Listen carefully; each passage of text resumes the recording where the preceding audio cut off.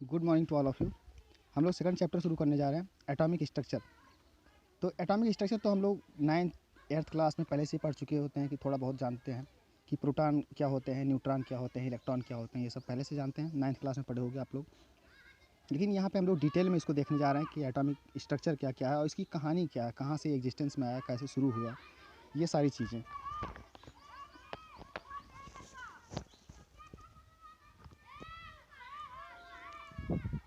ठीक है, तो चलो इसमें देखते हैं। सबसे पहले सब टॉपिक्स क्या क्या हैं।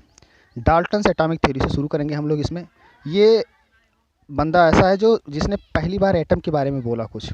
इसके पहले भी कहानी अगर देखा जाए तो अरस्तु के ज़माने में, अरस्तु या प्लेटो, उन सब के ज़माने में भी इन सारी चीज़ों का यूज होता था, लेकिन कोई नाम नहीं रखा गया था उसका कि इस नाम से जाना जाए।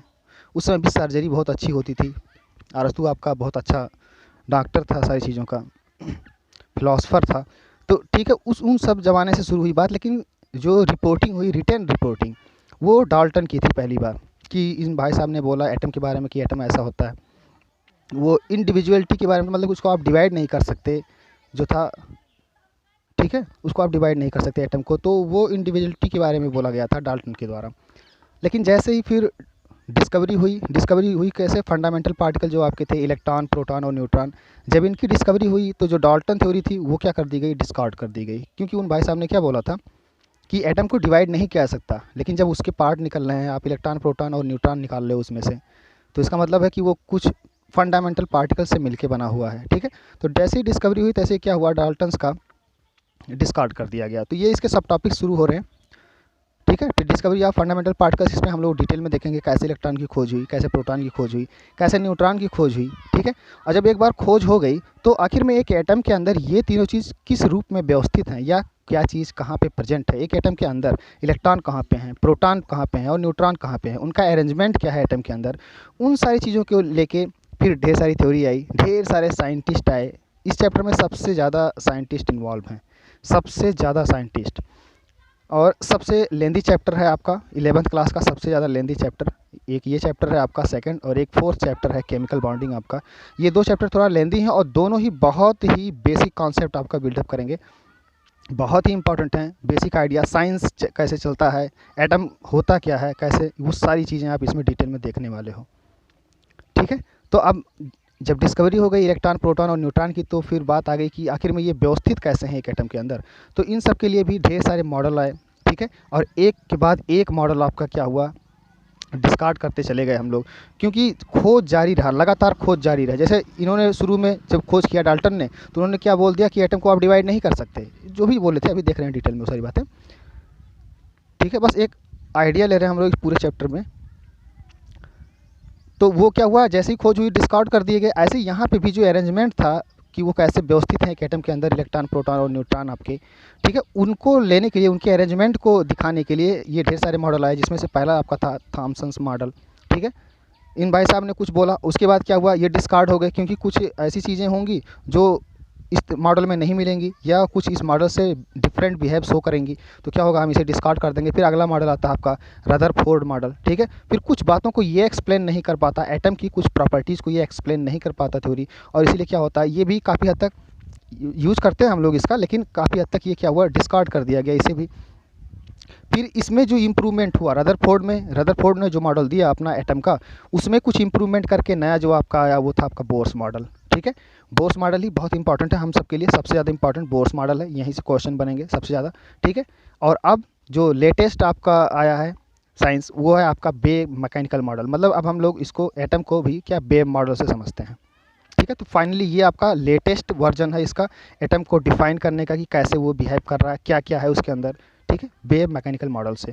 तो ये रहा इसके डेवलपमेंट, एक एटम के स्ट्रक्चर के डेवलपमेंट को लेके ये रहा 4 थ्योरीज, ये हमें पढ़नी है यहाँ पे। ठीक है, उसके बाद कुछ और टॉपिक्स हैं, जैसे डोल नेचर ऑफ लाइट जो है डोल नेचर बिहेव करता है, पार्टिकल नेचर भी है इसमें और वेव नेचर भी है। ये सारी बातें हम लोग इसमें डिस्कस करने जा रहे हैं। फोटो इलेक्ट्रिक इफेक्ट, ये बहुत ही आपके आइंस्टाइन भाई साहब ने फोटो इलेक्ट्रिक इफेक्ट को एक्सप्लेन किया था।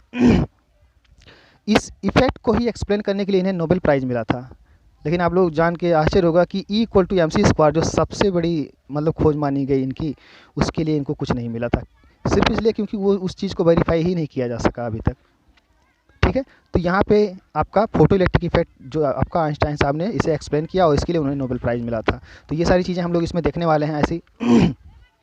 फिर dual nature of matter, de Broglie ने, एक नए साइंटिस्ट, देखो कितने साइंटिस्ट, सब के सब साइंटिस्ट एक तरफ से बोर हैं। ये मैकेनिकल मॉडल यहाँ पे आप देखोगे जो मैक्सवेल, ये सब के सब इसमें इन्वॉल्व होने वाले हैं। रदरफोर्ड, हर एक उस पर जो है एक साइंटिस्ट का नाम है और उसके द्वारा किया गया काम है, ठीक है। फिर अगला जो है डुअल नेचर ऑफ लाइट, ये तो हम देख लिए, फोटो इलेक्ट्रिक इफेक्ट भी हो गया। फिर डुअल नेचर ऑफ मैटर की अगर बात करें तो अभी तक हमने यहाँ देखा था कि डुअल नेचर ऑफ लाइट होता है, सिर्फ लाइट में ही वो क्वालिटी होती है कि इसे हम दो तरीके से समझ सकते हैं कि इसमें वेव नेचर भी है और पार्टिकल नेचर भी है, ठीक है। लेकिन बाद में प्रूव हुआ, डी ब्रोगली ने प्रूव करके दिखा दिया कि सिर्फ और सिर्फ लाइट में ही वो क्वालिटी नहीं होती है, बल्कि हर एक चीज़ में, हर एक मैटर में वो क्वालिटी होती है कि उसके अंदर डुअल नेचर होता है। एक तो वो पार्टिकल की तरह बिहेव करता है और साथ में ही वो वेव की तरह भी बिहेव करता है। कभी कभी उसका पार्टिकल बिहेवियर अपीयर होता है और कभी कभी उसका वेव बिहेवियर अपीयर होता है। वो कंडीशन पर डिपेंड होता है कि कौन सा बिहेवियर उसका शो होगा। समझ में आई बात?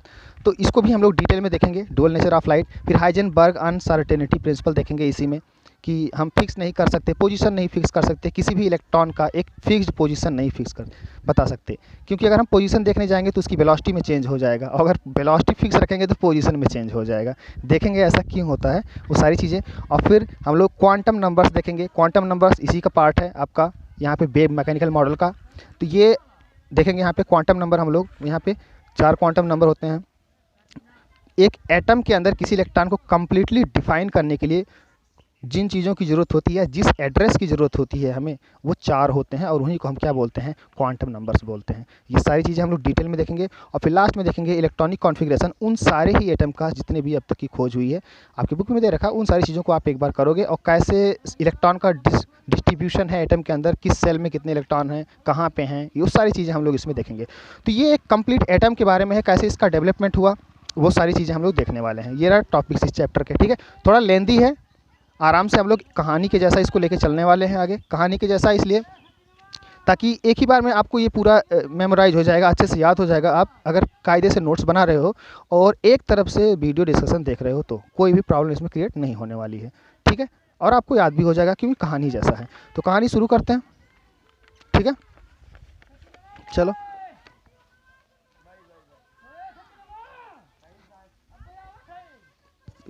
ओ